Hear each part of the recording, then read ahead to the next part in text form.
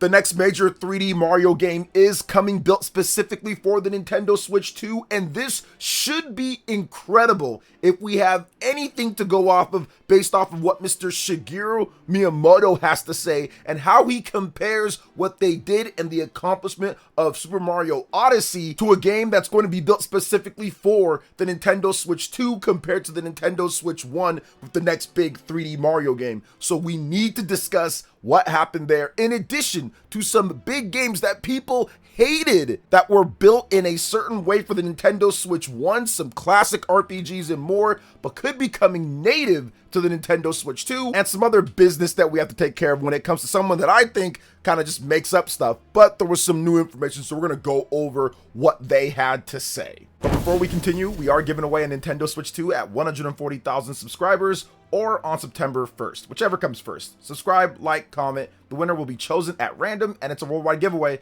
Thanks, peeps. Shigeru Miyamoto.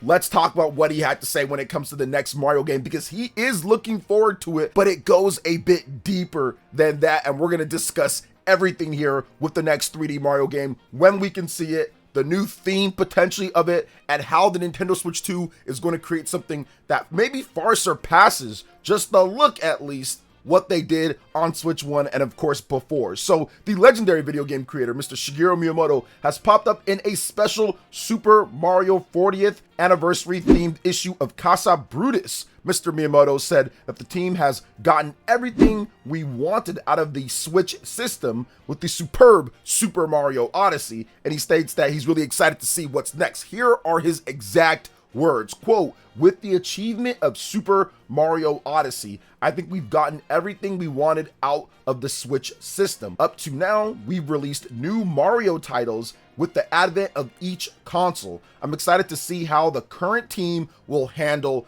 that." So that is incredibly exciting, because this essentially says this isn't going to be some type of just continuation or just kind of some type of, oh, we're taking Odyssey and we're just improving upon that. It seems like they're building specifically for the Nintendo Switch 2 a brand new big 3D Mario game that's going to be very different. They got everything that they wanted out of the Nintendo Switch 1 system, and let's just talk about that real quick, because Super Mario Odyssey was incredible, that I don't think was replicated when it comes to the look and style of that game. If you look at the detail and the amount of, I would say, content and what they did for a 3D platformer and how it ran, all things considered on the Switch 1, it is hard to see big open 3D platformers like that running at a target of 60 FPS in handheld and in docked mode. Heck, even Nintendo's own game with Super Mario 3D World plus Bowser's Fury, the Bowser's Fury part runs in 30 FPS handheld mode on the Nintendo Switch 1. So Super Mario Odyssey had a target of 60 both docked and in portable. So from a technological perspective,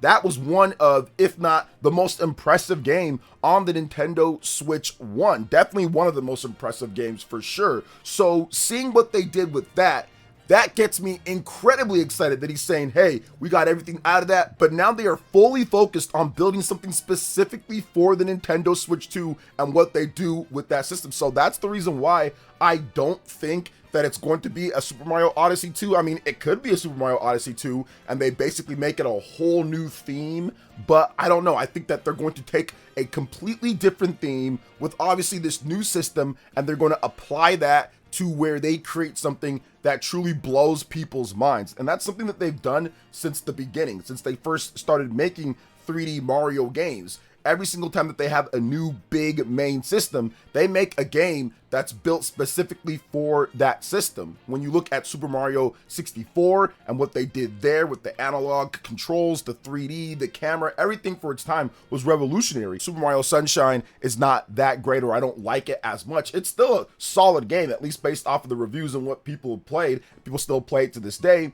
And even if you look at what they did like with the flood and all the different mechanics and the speed running that people do, that is a really, really cool game. And the mechanics there still shine to this day. And then of course you got Super Mario Galaxy 1, Super Mario Galaxy 2. Those were incredible. You got Super Mario Odyssey, Super Mario 3D World. So there are so many times where they've taken the concept or the theme of what they do for that system, and then just really just blow it up and surprise and shock everyone with the level of detail, the vibrancy, the fidelity of the game. Like, usually Mario games are really centerpieces for what that system can do, despite not having super realistic looking graphics. From a technological perspective, Mario games are usually near the top when it comes to it, or the top of the system's capabilities. So that's why I'm super excited about what they're going to do here with the next 3D Mario game. And of course, if you look at what they've done when it comes to the previous Mario games with Super Mario Odyssey and the quality level of the previous Mario games, you know that they're going to bring it when it comes to the gameplay, when it comes to the themed options, when it comes to the actual Mario's moves in terms of what he can do, and of course integrating the different types of environmental things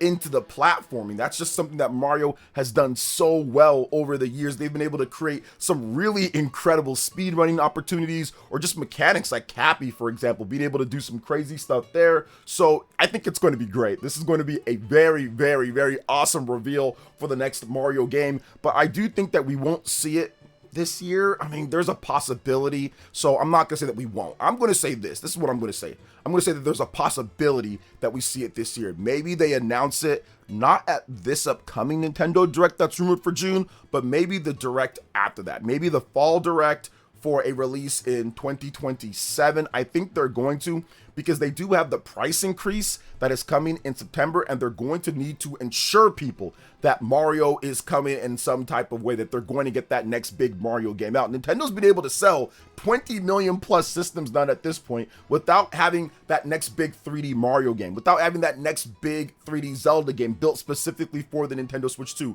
There still isn't that next big Pokemon game built for the system. That's coming in 2027. They still have Super Smash Bros. They still have Animal Crossing. They still have Splatoon. There are still the biggest system sellers and heavy hitters still to come. So Nintendo's in a really good spot now at this point, because they still have their biggest guns to play with the Nintendo Switch 2, and it's already doing really well. It's the best selling system so far this year by a long shot, and it's selling like crazy before the price increase in Japan. So we'll see how it happens after the price increase, but I do think that we might see it in terms of a reveal later this year. I would be shocked if they revealed it at this upcoming rumored Nintendo Direct in June if that happens, but I'm not complaining if they do want to reveal it, then say it's coming out next year. But yeah, based off of some of the information from Nate the Hay, I don't think the game is coming this year. I think the game is probably going to come next year, but once again, we'll see. I think this year is the 40th anniversary of Zelda, so we're maybe going to get that Ocarina of Time remake. I think they're going to focus on maybe having some of the other Zelda games come over in some types of ports or remasters. But yeah, I do think that it's something that we will see maybe next year. That's the information that's out there, but I'm excited, man. I think this is going to be phenomenal, and it's going to, of course, boost the profile of the Nintendo Switch 2 significantly whenever we see what this next game looks and plays like. But there's also other things that are out right now that needs an adjustment in terms of how they look and play, and that is Kingdom Hearts. Yes, the Kingdom Hearts cloud versions, people don't like those that much because they're cloud versions, and the cloud versions of games on the Nintendo Switch 1 are just nobody really cares about stuff like that. And the thing about it is that it looks like maybe Square Enix is actually making some native versions of Kingdom Hearts, because the cloud versions of the demos have been removed. So let's talk about this. So it's been discovered that the Kingdom Hearts cloud versions on the Nintendo Switch 1 eShop in the US and Japan have had their demos removed from the service. Now, it's not clear why this happened, but people, of course, are speculating online that it could be a way that native versions are coming to the Nintendo Switch 2. People have been clamoring, have been saying we need these games native on the Switch 2. And if you look at how these games were built when it comes to PS4, then Xbox One, and then everything, like, I understand it, especially when you're talking about old PS2 games and 3DS games and like PSP games and all that type of stuff, the code in x86, then trying to get that over to work on ARM with the resources and everything. I'm pretty sure Square Enix was like, yeah, we just don't feel like porting all this because it's going to take forever, the time and effort. And then, of course, Kingdom Hearts 3, that's a PS4, Xbox One, one of the more intense games. So getting that ported over and actually having it run good, I think they just said, not worth the effort, at least at this point. But now it does seem like they have a system with the power and the overhead that it wouldn't be as strenuous or hard of a port here with these games. Now, don't get me wrong. they still could have done it if they wanted to. I'm not trying to give them the excuse to say, okay, well, they couldn't have done it. It was not possible. Oh, it just was. I just don't think they wanted to do it when it comes to it. But now with the Nintendo Switch 2, you do have that extra overhead of the system. I do think that they're probably thinking about getting those ports native. Now, I don't think these games ever did well. It's a cloud version. Nobody really likes cloud versions. Those don't sell well pretty much on any platform for the most part. Usually cloud versions are just like the versions that you get when you subscribe to like the service like PS Plus or Xbox Live or something. They have like the cloud service or whatever they call it, Game Pass. But Nintendo, I mean, they have some paid cloud service things, and it's just like, no, that should be something that's like an extra side thing for a subscription service, not the main thing. And that's why Google Stadia failed completely, because nobody wants to pay $60 plus or pay for cloud service of games. So I think that with this would be awesome.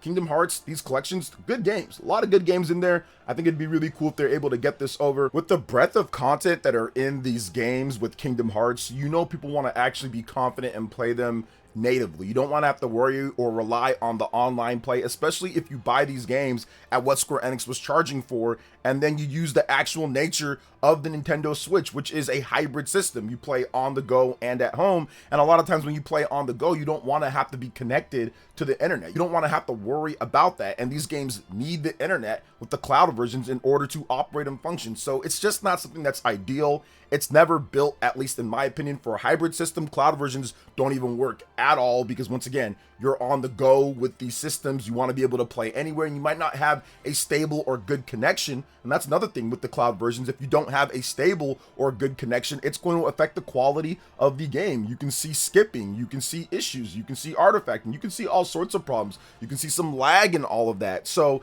to me, streaming's never been the thing, and I don't even like streaming locally in-house with a system that's even built for it. I have a PlayStation Portal, I have a PS5 Pro, I have a hardwired connection, and even that sometimes gives me problems, and I have good internet and everything. I just don't like streaming video games. It's never something that I'll like, or that I'll get any of these companies to say, oh no, it works really well. Okay, no, try it out. No, I'm not gonna try it out. I don't want to try it out anymore. I tried it before and it's not great. Sure, sometimes it can work, but I don't want it to work sometimes. I want it to work consistently all the time without an internet connection. And if something does go out, which my internet has went out sometimes in my house and all that, heck, sometimes even when I'm uploading a video to YouTube, I don't want to have to worry about my game cutting out as well or something happening. There needs to be native versions of these games, and I think that maybe this does say that. Now, obviously, it could just be like, hey, nobody's getting it at all. They need some server space, or they need to do something else. So it could be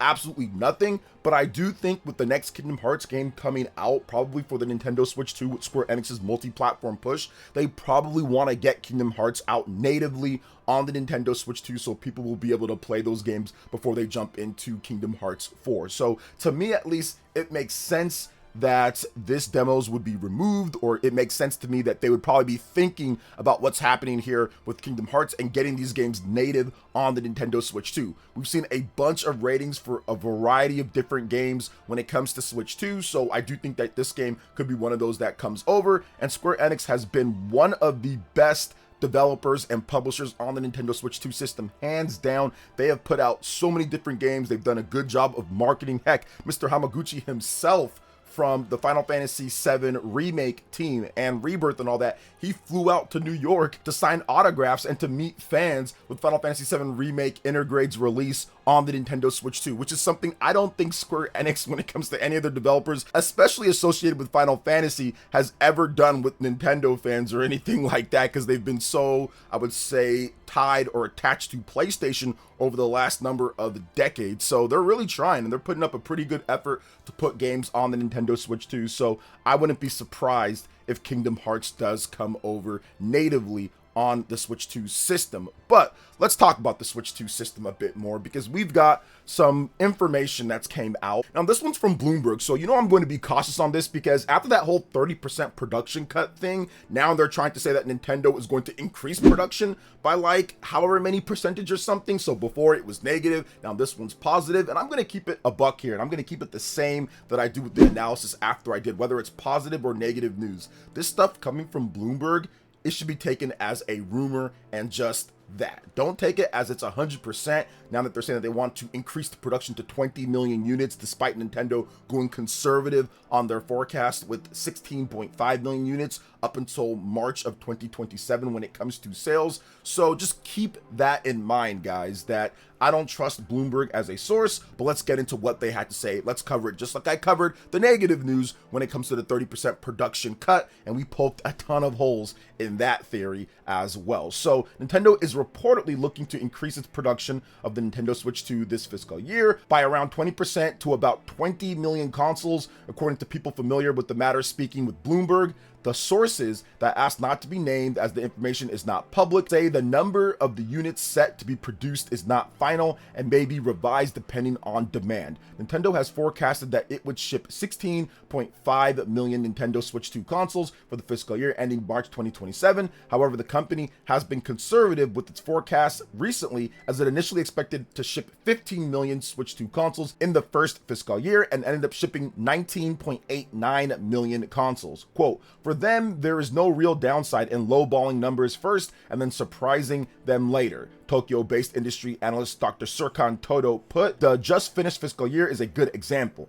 Nintendo is increasing the price of the Nintendo Switch 2, which could potentially hurt sales. So that's the thing here, guys. Nintendo's definitely going a bit conservative. Yes, that's true. Could they do more than that? Sure they could. But I'm not necessarily buying into all the whole production increase, production cut things. I think this type of stuff is fluid, and Nintendo just kind of puts out there what they think and what's going to happen. You don't know how the market is going to be manipulated by the sales increase, so you have to factor that in. That doesn't mean Nintendo's already saying, haha, we already know beforehand and we are just tricking people. I don't think that's the case when it comes down to it, because they generally do not know how the price increase is going to affect the sales. We've seen price increases affect the sales greatly when it comes to Xbox and PlayStation. Definitely with PlayStation, when it comes to these sales, the price increase sales have plummeted at this point. Now they could go back up, obviously, because of GTA later in the year, but it's just something that you have to factor in, that the price increase could happen. So I'm not 100% believing what Takahashi Mochizuki and what Bloomberg has to say, especially after the whole 30%